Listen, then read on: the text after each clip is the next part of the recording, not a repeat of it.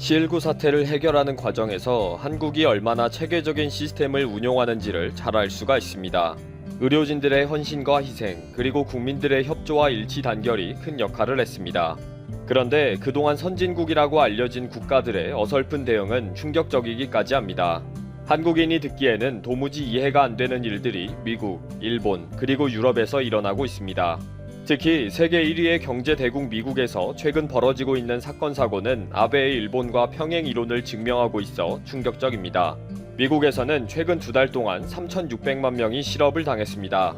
이들은 미국 정부에서 준비한 긴급 실업 수당을 받기 위해 온라인 및 현장 신청을 했고, 이 프로그램으로 수십억 달러를 이미 지불했습니다.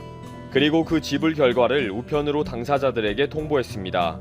그런데 우편 통보를 받은 많은 사람들은 해고를 당한 적이 없다 라고 연락이 왔고, 기업주들도 해고한 적이 없다, 황당하다 라는 사태가 계속 발생하고 있다고 합니다.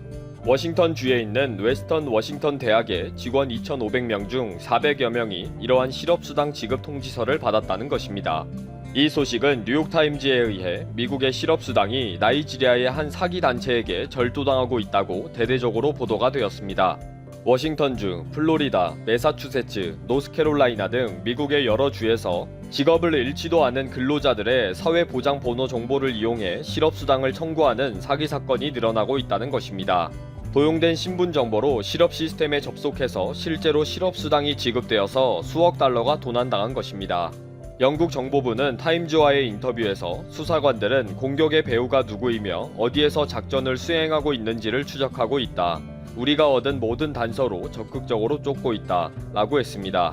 미국 전역에서 근로자들과 기업주들에게 실업 통보 서류가 갑자기 발송된 것에 대해 관공서로 문의 전화가 폭주하고 있다고 하니 피해가 의외로 상당하다는 것을 알 수 있습니다.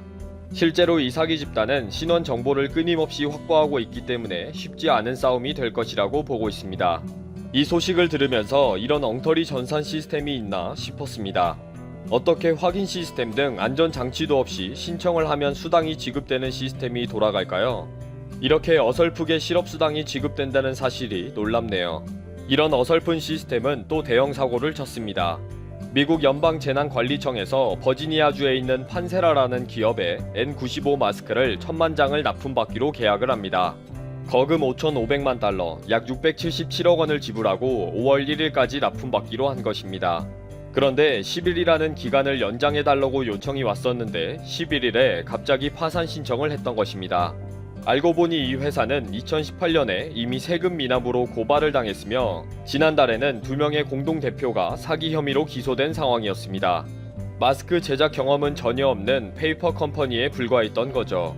미국 트럼프 행정부가 그동안 마스크를 구매하기 위해 1억 1천만 달러, 약 1,353억 9,900만 원을 지불했는데 80% 이상의 기업이 처음으로 정부와 계약하거나 소규모 기업이라는 것입니다.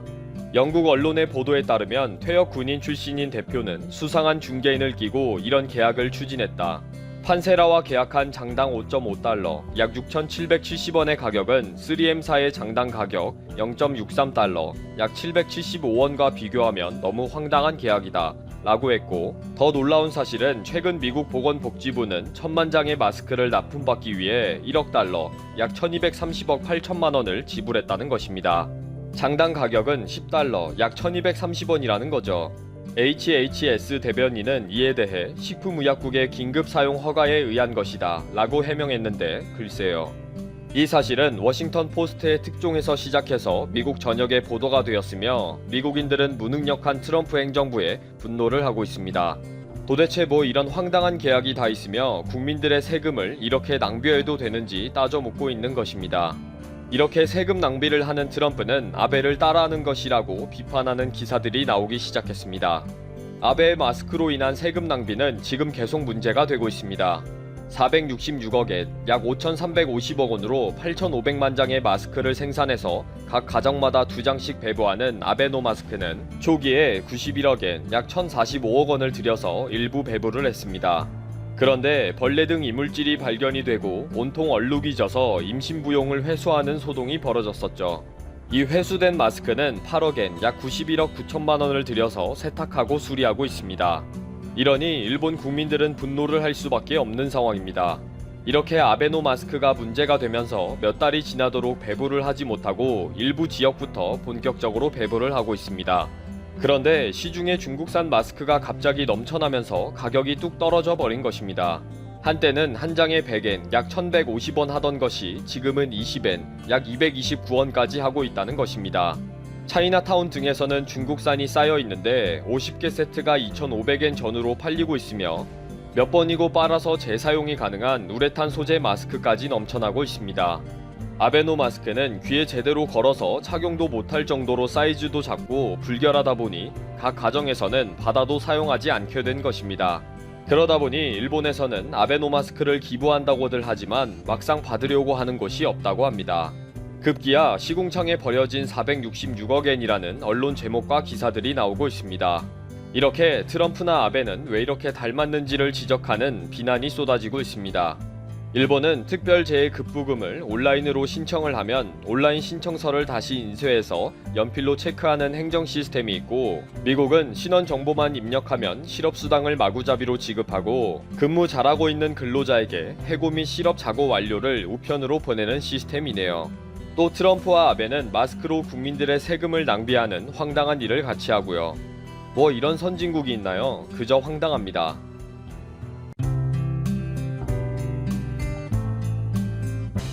해외여행을 하다 보면 그 나라에서 볼 수 있는 독특한 문화나 신기한 물건에 깜짝깜짝 놀랄 때가 있는데요.